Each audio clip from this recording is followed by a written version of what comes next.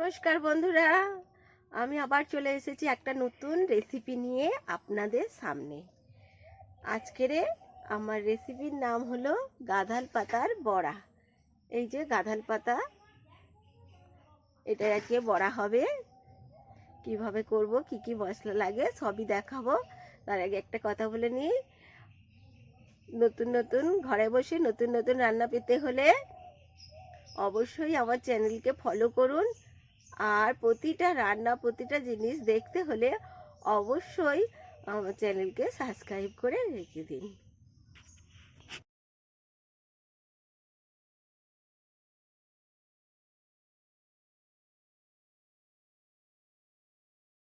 পরিষ্কার করে ধুয়ে নেব, জল দিচ্ছি,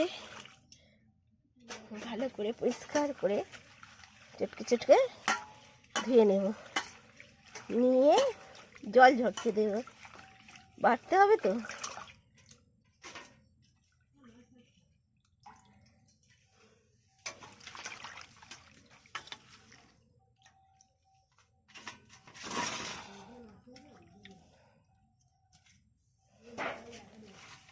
পাতাগুলো ধুয়ে নিব, পরিমাণ মতো পাতা নিয়েছি যাতে বড়া হয়। ধোয়া হয়ে গিয়েছে। এবারে আমার কি কি উপকরণ লাগে সেটা আমি আপনাদেরকে দেখাচ্ছি। পাতাগুলো একটু দু একটা গুছিয়ে দিই এখানটা।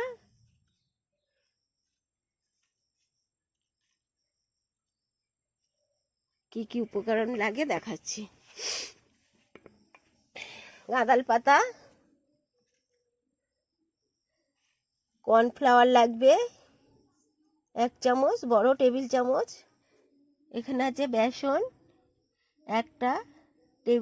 এক টেবিল চামচ নেব। একটা ডিম আছে, দুটো মাঝারি পেঁয়াজ আছে, একটা মাঝারি সাইজ আলু আছে, 8-10টা কাঁচা লঙ্কা আছে, 8-10টা রসুন, আর 4 পিস হচ্ছে আদা কুচো। এইবারে এখানে মশলা আছে, চিনি 1 চামচ, চিকেন মশলা 1 চামচ, হলুদ গুঁড়ো 1 চামচ, আর লঙ্কা গুঁড়ো 1 চামচ।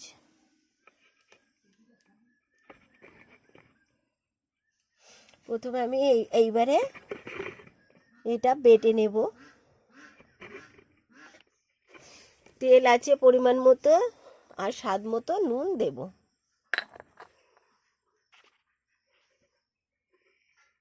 এখানে একটা বল রাখা আছে যাতে আমি সবগুলো জিনিস একসঙ্গে মিশ্রণ করে, তার মানে মাখবোতে। এই একটা ছোট বল, এই পাত্রটার মধ্যে আমি সব জিনিসগুলো মিশ্রণগুলো এক জায়গায় করে ভালো করে মেখে তারপরে বড়া বানাবো। আমি পাতাগুলোকে বেটে নিচ্ছি হওয়ার পরে।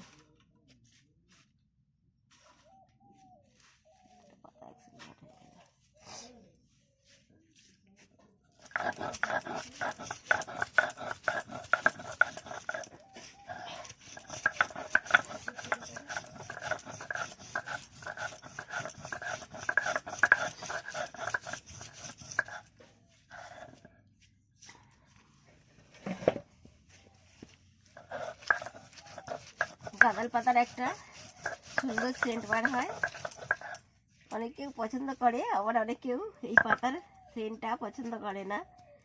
গাঁদাল পাতা আগে খুব খাওয়াতো মায়েরা, এখন অত চল নেই,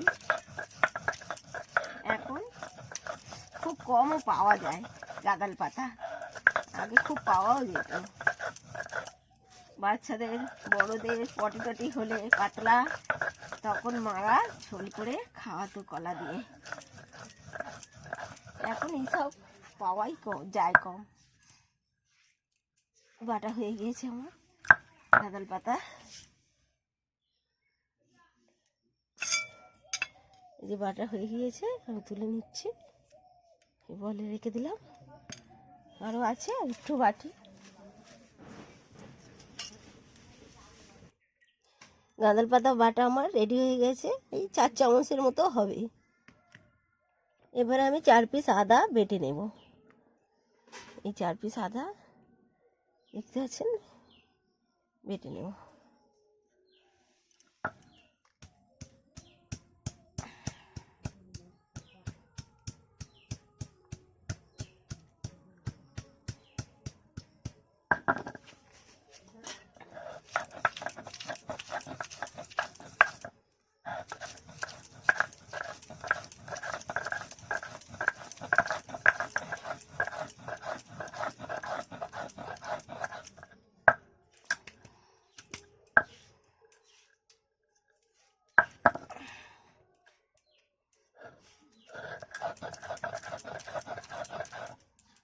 সিলটা খুব ধার, তাড়াতাড়ি মশলা করা যায়। বাটা হয়ে গেল, আমার আদাটা বাটা হয়ে গিয়েছে।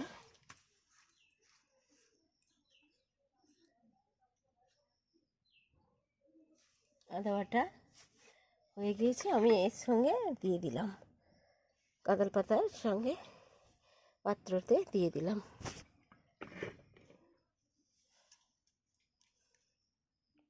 এবার আমি আলুটাকে ছাড়িয়ে নেব।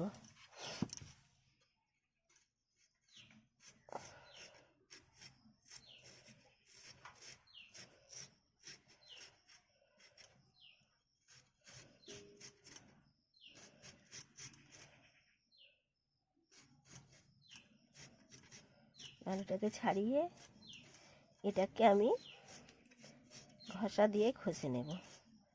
পাতার বড়া খেতে খুবই ভালো লাগে, গাঁদাল পাতার বড়া খেতে খুব দারুণ লাগে। ঠিক মতন বানাতে পারলে হেভি লাগে, আর যে যেমন ঝাল খায় সেরকম অনুযায়ী ঝাল দিলে আরও ভালো লাগে। ঝালটা তো সবসময় নিজেদের কাছে, কে কতটা ঝাল খায়। দুটো পেঁয়াজ ছাড়িয়ে নিয়েছি, কেটে নিচ্ছি পেছনটা, সামনেটা।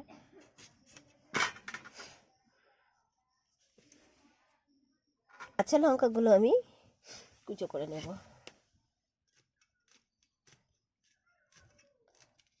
কাঁচা লঙ্কা বেশ ঝাল ঝাল হলে ভালোই হয় খেতে। যে কোনো পকোড়ায় একটু ঝাল দিলে দারুণ খেতে লাগে।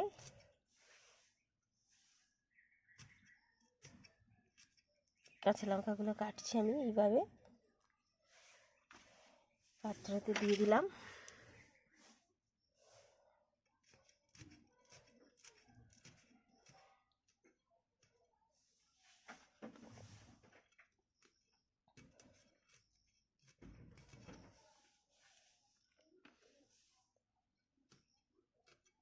আট থেকে 10টার মতো কাঁচা লঙ্কা দিয়ে দিলাম।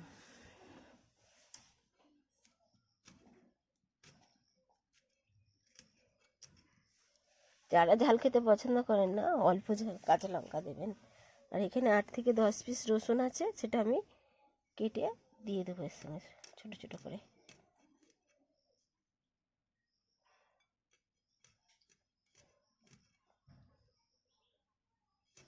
ছাড়িয়ে নিয়েছিলাম আগে তাকে, এই যে এইভাবে কেটে দিয়ে দিচ্ছি পাত্রের মধ্যে।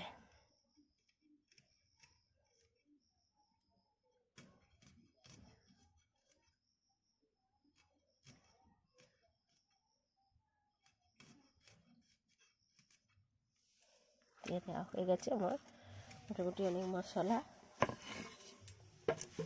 এবার আমি আলুটাকে ঘষে নেব।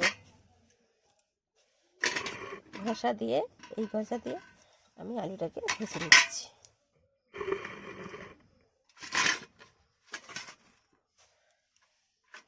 প্রথমে আমি আলুটাকে ঘষছি।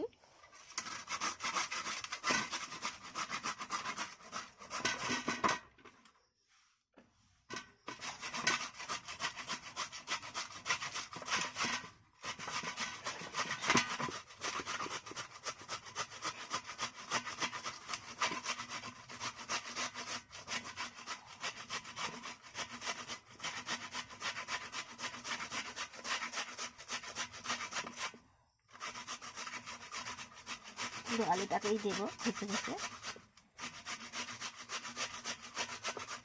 পকোড়াটাকে ভাজতে গেলে একটু মশলা দিলে খুবই ভালো হয়। এগুলো হচ্ছে মুখরোচক খাবার অবশ্য।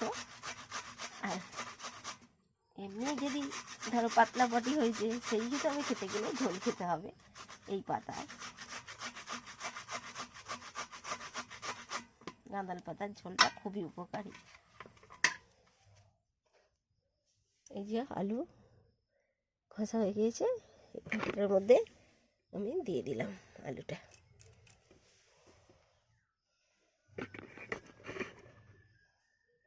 আলু যেমন ঘষা হলো এইভাবে আমি দুটো পেঁয়াজ ঘষে নেব ঘষা দিয়ে।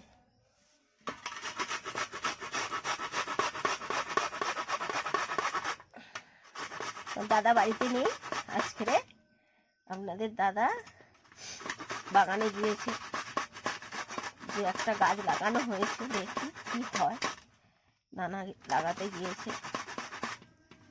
আকাশের যা অবস্থা করলো এবারে আমাদের, যে বলার কথা নয়। এত বৃষ্টি হলো সব ফসল নষ্ট হয়ে গেল।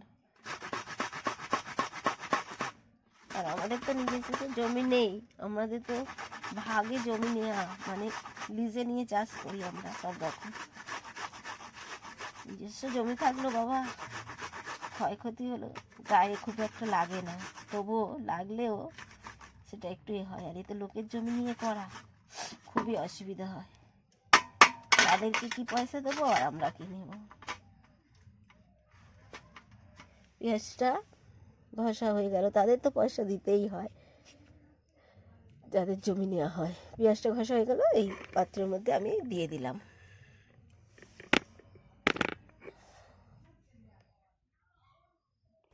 অনেক কিছুই পাত্রের মধ্যে দেয়া হয়ে গেছে গাঁদাল পাতার সঙ্গে। এইবার আমি 1 চামচ বেসন দিয়ে দেব, আর কর্নফ্লাওয়ার 1 চামচ দিয়ে দেব।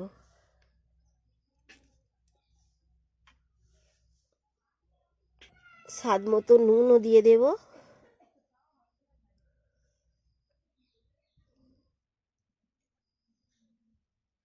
স্বাদ মতো নুন দিয়ে দিলাম। এবার মশলাগুলো মিক্সড করে দেব। লঙ্কা গুঁড়ো 1 চামচ দিলাম, হলুদ গুঁড়ো 1 চামচ দিলাম,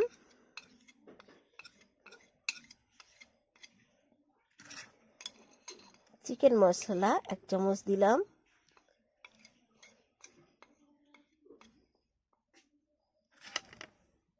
এবারে চিনি 1 চামচ দিয়ে দিলাম। সব কিছু আমার দেয়া হয়ে গিয়েছে, এবারে এটাকে ভালো করে মাখবো।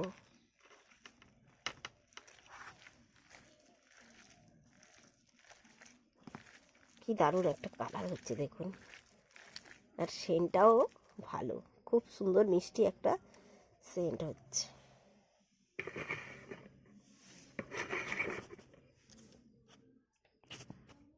এবার আমি ডিমটা ভেঙে দিয়ে দেব। এই যে একটা ডিম আছে, এর মধ্যে দিয়ে দেব মিশ্রণটার মধ্যে।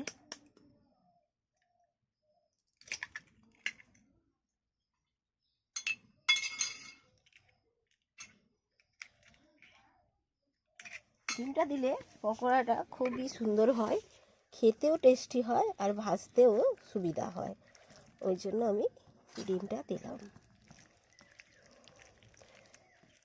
গাঁদাল পাতার পকোড়া বা বড়া যেটা খুশি বলতে পারেন। এটা আমি 2 মিনিট ভালো করে রেখে দেব ঢেকে।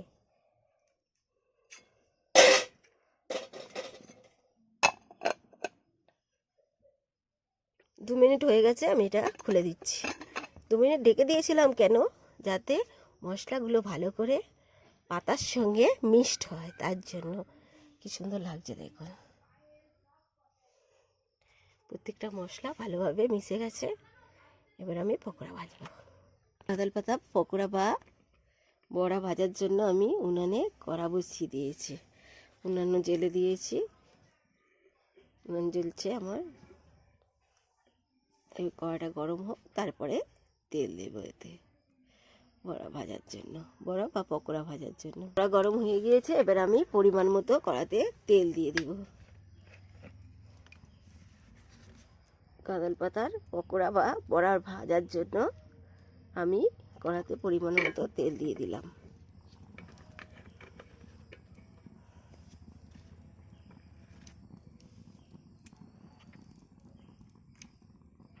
প্রতিটা রান্না যেমন করি, তেল গরম হওয়ার সময় আমি একটু নুন দিয়ে দিই, কারণ যাতে না কড়ার গায়ে কিছু লেগে না যায়, উঠে যায় ভালোভাবে, যেমন পকোড়া ভাজার সময়, মাছ ভাজার সময় বসে না যায় কড়াতে। তার জন্য একটু নুন দিয়ে দিলাম। তেল গরম হয়ে গিয়েছে, এবার আমি আস্তে আস্তে পকোড়া ভাজার জন্য গাঁদাল পাতা ছাড়বো।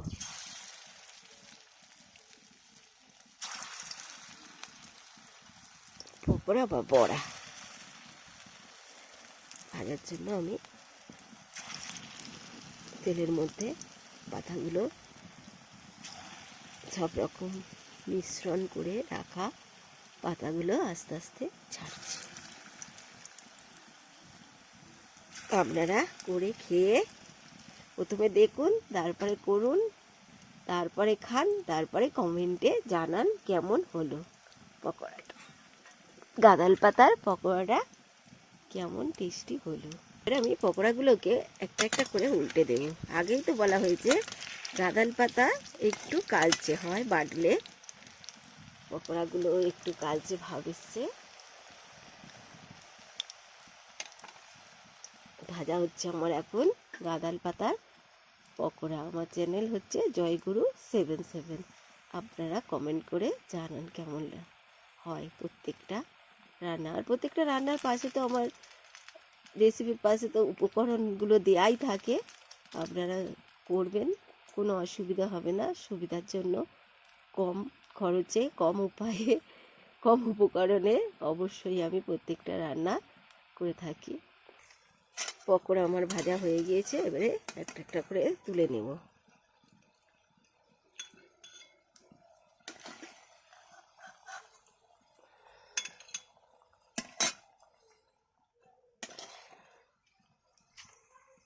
গাঁদাল পাতার পকোড়া আমার রেডি। গার্নিশ করার জন্য আমি পেঁয়াজ কেটে রেখেছিলাম, পেঁয়াজগুলোকে সাজিয়ে দিচ্ছি।